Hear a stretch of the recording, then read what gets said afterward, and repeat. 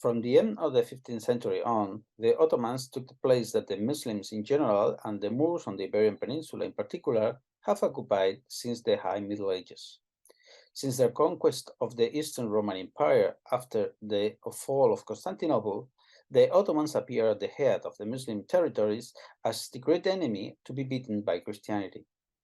The control of the Christian holy places, their conquest in European territory, their maritime dominance in the Eastern Mediterranean, together with the already consolidated image of the Muslims in the European imaginary, made the Ottoman Empire, its rulers and its soldiers, the target for the creation of negative and pejorative images throughout Europe. Before the fall of Constantinople, conquered by Sultan Mehmed in 1453, the Ottomans were not depicted as very aggressive characters. But as the 16th century arrived, the descriptions became more and more accurate. The interest in learning about this new Islamic power that emerged in Eastern Mediterranean gave rise to a large number of works that attempt to explain the origin and history of the Ottomans. In the absence of classical reference to them, legends and fanciful etymologies are used to build portraits of the rulers and their peoples. Perhaps the first thing that stands out is that generally the authors did not insist on ethnographic differences between the Turks and other Islamic peoples. Turks are those who obey the Sultan, although different people are included under that name, such as convert to Islam, renegades, or uluj.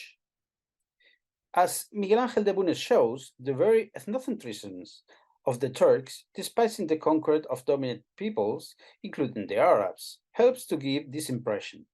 Only those who know more directly North Africa or other Arab countries are able to establish distinctions between them and the native population, or, in the case of Spain, between them, the Maghrebis, and the Moriscos. Ottoman sultans, especially those of the 16th century, are portrayed as powerful and fearsome monarchs on whose will many lives depend. Another general element that can be extracted from the negative descriptions of the Ottomans, their origin and their customs, is their character of divine punishment for sins, bad actions, and forgetfulness of the faith of the Eastern Christians. According to Western beliefs, God sent the Turks to Christendom, especially Western Christianity, to reflect their defects, political, ethical, and religious, back to them so that they can reform themselves and live a more virtuous life. This Erasmian vision characterized a considerable number of works on the Ottoman Empire. When praise or a positive judgment is issued about Turks or their society, it is not that a pro-Ottoman vision is making its way, but rather that an attempt is made to contrast those traits with the defects of Christian societies, defects that must be erased. This basic message is that if the practitioners of a religion as crude as Islam can have appreciable traits, a quick justice, the praise of religion, obedience to the ruler, respect for the women, Christians should try much harder to stand out in those same traits. A third global element that characterizes the Turks, according to these works, deserves to be highlighted: their propensity and taste for violence.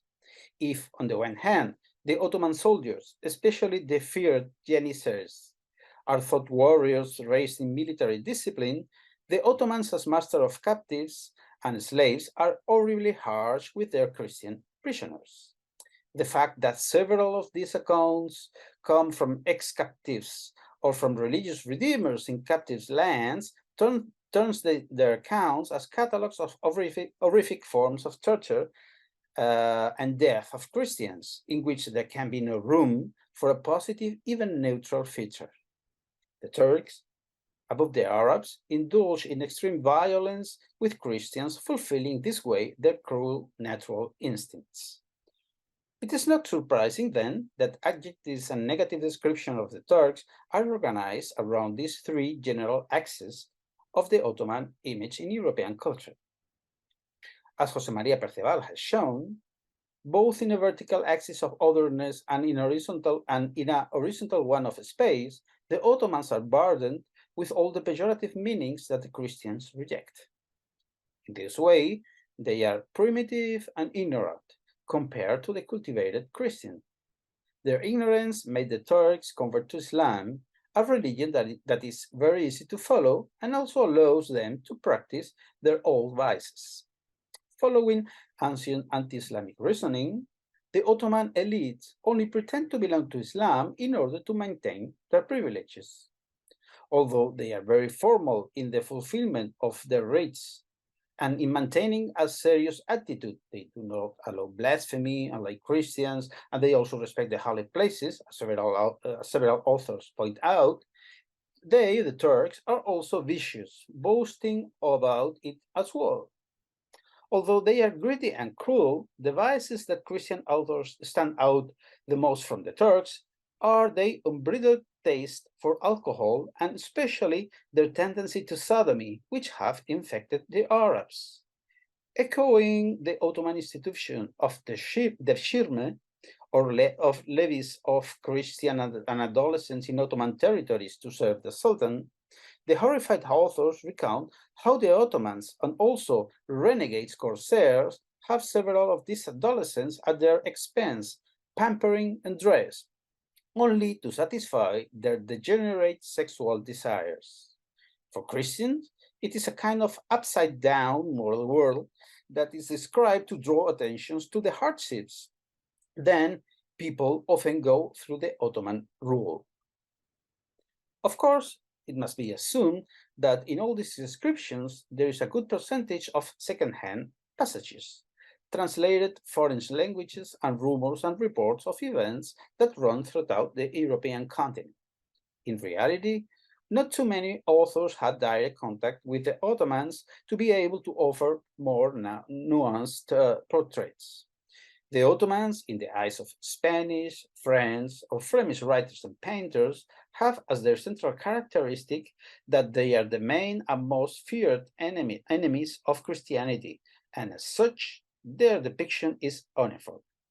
This could explain facts such as the overestimation of the Turkish threat in the War of the Alpujarras, or that in some peculiar representations of that war in the Alpujarras, such as Francisco Highland's engravings, the Morisco rebels appear represented as Turkish soldiers, as Borja Franco and Francisco Moreno have analyzed. For the witnesses of the rule, be they captives, religious, or diplomatic, some features of the Ottomans that may seem surprising, such as respect for the practice of Christian worship, or a certain balance in the administration of justice, do not hide the fact that we are always before the anti-Christian enemy par excellence.